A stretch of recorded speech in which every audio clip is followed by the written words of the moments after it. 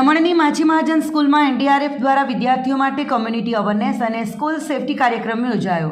સંઘ પ્રદેશ દમણની માછી મહાજન સ્કૂલમાં એનડીઆરએફની 6th બટાલિયન વડોદરા દ્વારા કોમ્યુનિટી અવેરનેસ અને સ્કૂલ સેફટી પ્લાન અંતર્ગત એક વિશેષ જાગૃતિ કાર્યક્રમનું આયોજન કરવામાં આવ્યું હતું. આ કાર્યક્રમમાં એનડીઆરએફના ઇન્સ્પેક્ટર બ્રિજેશ વિશ્વકર્મા અને તેમની ટીમ દ્વારા જોખમી સ્થિતિમાં ડિઝાસ્ટર મેનેજમેન્ટ અંગે મહત્વપૂર્ણ જાણકારી આપવામાં આવી હતી, જેમાં પૂર, ધરતીકંપ કે અન્ય કોઈ કુદરતી હોનારત સમયે ઉપલબ્ધ સ્થાનિક સંસાધનોનો ઉપયોગ કરી લોકોનો જીવ કેવી રીતે બચાવી શકાય તે અંગે વિસ્તૃત સમજ આપવામાં આવી હતી. વર્તમાન સમયમાં હાર્ટ એટેકના બનાવો સામાન્ય બની ગયા હશે, ત્યારે કોઈ વ્યક્તિને હાર્ટ એટેક આવે તો તેને ત્વરિત સારવાર અથવા CPR આપીને પુનઃજીવિત કેવી રીતે કરી શકાય તે અંગે વિદ્યાર્થીઓને જાગૃત કરવામાં આવ્યા હતા. કાર્યક્રમ દરમિયાન એનડીઆરએફની ટીમ દ્વારા શાળાના વિદ્યાર્થીઓને સાથે રાખીને લાઈવ ડેમોન્સ્ટ્રેશન યોજવામાં આવ્યા હતા, જેમાં બ્લીડિંગ, પૂર અને હાર્ટ એટેક જેવી સ્થિતિમાં અનુસરવાની સિસ્ટમેટિક પ્રક્રિયાઓ સમજાવવામાં આવી હતી.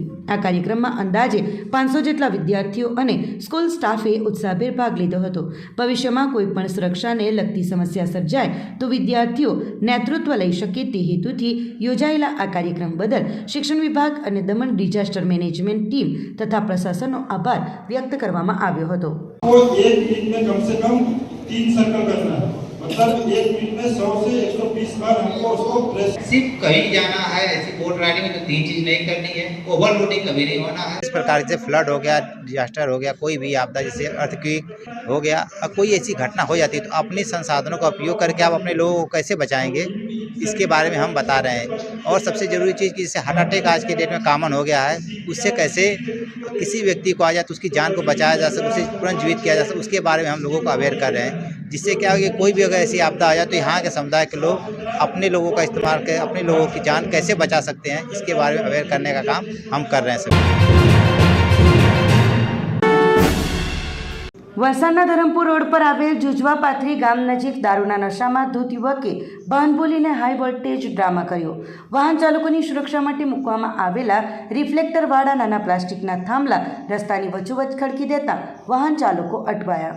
વલસાડના ધરમપુર રોડ પર આવેલા જુજવા પાથરી ગામ નજીક આજે એક શરાબી યુવકે દારૂના નશામાં વાહન બોલીને જાહેર રોડ પર હાઈ વોલ્ટેજ ડ્રામા સર્જ્યો હતો, જેના કારણે થોડા સમય માટે વાહન વ્યવહાર ખોરવાયો હતો અને વાહન ચાલકો મુશ્કેલીમાં મુકાયા હતા. ઘટનાની પ્રાપ્ત માહિતી અનુસાર વલસાડ ધરમપુર રોડ પર જુજવા પાથરી ગામ પાસે એક અજાણ્યો યુવક દારૂના નશામાં ધૂત હાલતમાં જોવા મળ્યો હતો. નશામાં ટલ્લી થઈ ગયેલા આ યુવકે રસ્તાની સાઈડમાં વાહન ચાલકોની સુરક્ષા માટે મૂકવામાં આવેલા રિફ્લેક્ટરવાળા નાના પ્લાસ્ટિકના થાંભલા ઉખેડીને રસ્તાની વચ્ચોવચ્ચ મૂકવાનું શરૂ કરી દીધું હતું. યુવકની આ હરકતને કારણે પૂરપાટ ઝડપે પસાર થતા વાહનો માટે અકસ્માતનું જોખમ ઊભું થયું હતું. રસ્તાની વચ્ચે થાંભલા જોઈને વાહન ચાલકોએ અચાનક બ્રેક મારવી પડી હતી. આ દ્રશ્ય જોઈને સ્થાનિક લોકો અને રાહદારીઓ એકઠા થઈ ગયા હતા. જોકે યુવક એટલી હદે નશામાં હતો કે તેને પોતાની કે બીજાની સુરક્ષાનું જરા પણ ભાન રહ્યું ન હતું.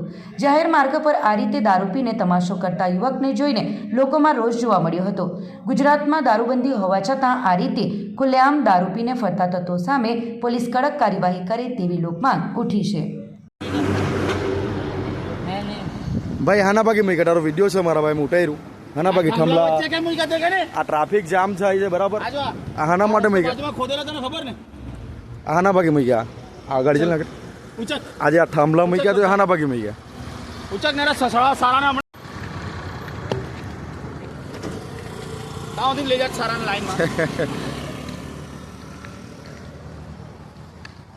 બધું પીધલું ઉતારી પાડા હમણાં એકદમ સાઈડ પર મૂક બરાબર મૂકજે એકદમ પરફેક્ટ.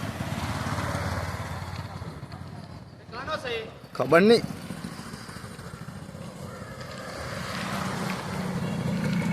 આ બાજુ હીરો ઓ હીરો બાજુ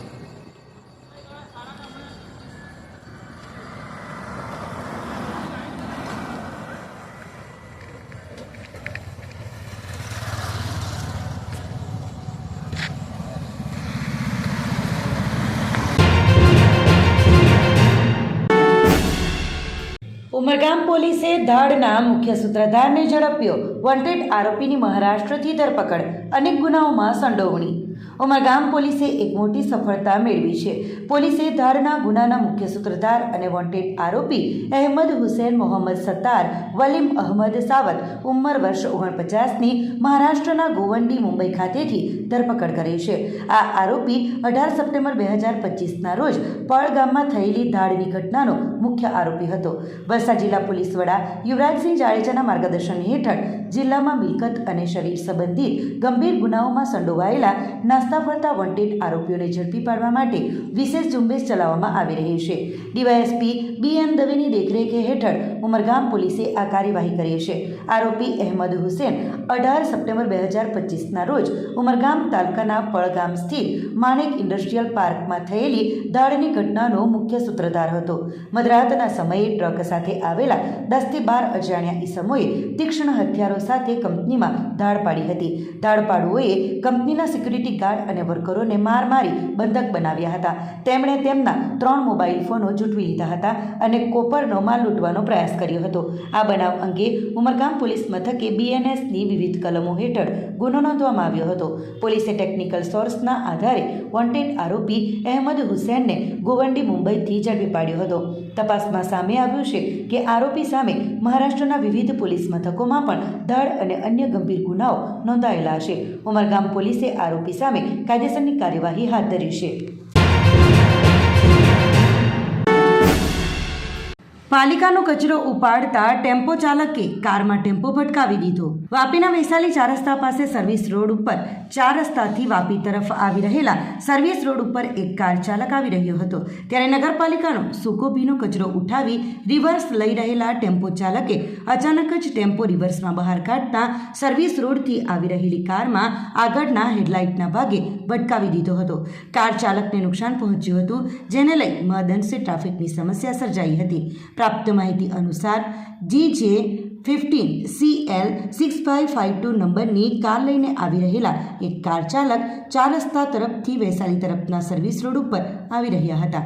તે દરમિયાન વૈશાલી પેપિલોન હોટેલથી થોડાક આગળના ભાગમાં સર્વિસ રોડ ઉપર કચરો એકત્રિત કરીને ટેમ્પો રિવર્સ લઈ રહેલા કચરાના ટેમ્પો ચાલકે પાછળ જોયા વિના રિવર્સ લેતા સર્વિસ રોડ ઉપર આવેલી કારમાં ટેમ્પો ભટકાવી દીધો હતો, જેને લઈને કાર ચાલકને ભારે નુકસાન પહોંચ્યું હતું.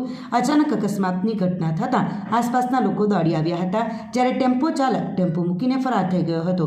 રસ્તા વચ્ચે પડેલી કારને પોલીસે સાઈડમાં કરાવ્યા બાદ ટ્રાફિક ક્લિયર કરાવ્યો હતો. ટેમ્પો ચાલક ની બેદરકારીના કારણે કાર ચાલકને ખાસું એવું નુકસાન પહોંચ્યું હતું.